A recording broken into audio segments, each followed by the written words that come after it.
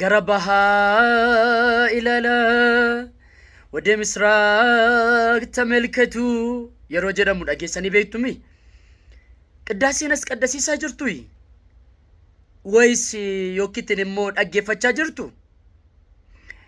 ኤየን ቅዳሴ እረቲ አርገምተኒ አስቀደሲሳ ጅርቱ ዮተ ቅዳሴ እረቲ ስርነ ቁልቁሌሳ እረቲ አርገምተኒ ዳጌፈቻ ጅርቱ ዮተ ዱቢን አመ ኢስኒን ጀደ ከና ኒ ዳጌሱ marre gafa daaqoniin akkana jedhe labsii isaa gaafa inni labsu yookiin labsii gaafa inni labsu nuti immoo gara bahaa ilaalaa nanuun jedhu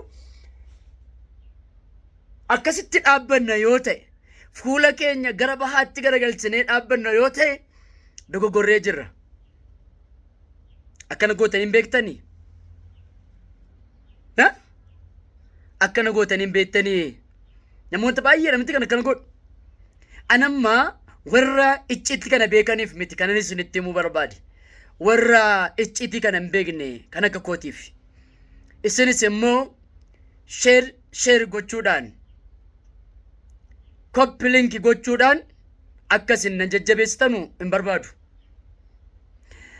yoo isinitti tole na jajjabeessaa nuuf hojjedhu wantoota akkasii yoo jettan anis wantoota akkasiif kan kana fakkaatan wantoota icciitii mana kiristiyaanaa ta'an wantoota baay'ee warreen beektaniif otoo hin taane warreen wanti kun icciitii mana kiristiyaanaa isiniif hin galle waan baay'een kan keessa jiru isiniif hojjechuu ni danda'a.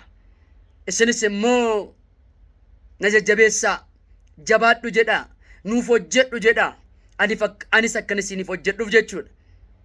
Marree gara bahaatti ilaalaa yeroo jedhu maal jechuu barbaadeeti? Tokkoffaa gara bahaa ilaalaa jechuun sabaa sagaloonni warri ta'an kara bahaatii dhufanii gara gooftaa keenyaa Iyesuus Kiristoosiitiin dhufuudhaan baharraa gara gooftaa Iyesuus Kiristoos dhufuudhaan gooftaa keenya Iyesuus Kiristoosiitiif sagada isaan sagadan mootota kan ta'an kabaja isaan dhiyeessan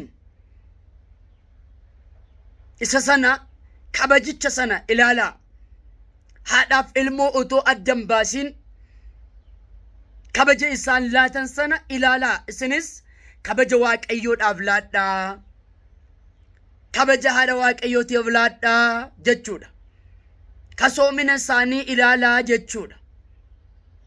Inni biroon gara bahaatti ilaalaa gaafa jedhu gara haadha keenya qulqulleettii dubaroo Maariyaamii ilaalaa jechuudha. Haati keenya qulqulleettiin dubaroo Maariyaamii bahaadha. Ilmi ishii immoo aduudha. Kanaafuu haadhummaa ishii ilaalaa. Gara bal'ina ishii ilaalaa. Kasoomina ishii ilaalaa. Ajaa'ibsiifadhaa jechuudha. Gara bahaatti ilaalaa jechuun maali? Gara Maariyaamiis immoo ni ilaallaa namoonni tokko jechuu dandeessu ta'a. Eeyyeen buddeena jireenyaa kan nuti nyaanne ishiidhaani. Karaa jireenyaa kan nutti agarsiiste ishiidha. Iyesuus isa jennee amma waamnu waamee kan nu barsiise ishiidha. Lubbuun koo Waaqayyoo bitamti jettee kan waa'ee kabaja Yesus Kiristoosiif ilma ishii kan nu barsiise ishiidha. Leemmatee warqeeti. Buddeena bara baraa kan irratti nyaanne. Baha biiftuu yoo jenne inumaayyuu itti xiqqaata yoo ta'e malee itti hin guddatu. Kanaaf Maariyaamiin baha biiftuuti jedhamee barreessa. Warri Maariyaamiin baha biiftuu ta'uu ishee dhugaadhaan laphee keessan qulqulluudhaan itti amantan Maariyaamiin haati Yesuus baha biiftuuti jedhaati barreessa. Galatoomaa jaalalummaa ishiitiin jaalala haadhummaa ishiitiin Waaqayyo Gooftaan nu haa cimsu.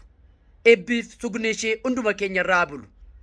Ijoollee tawaayidoo waggaa 100 jiraadhaa. Galatoomaa.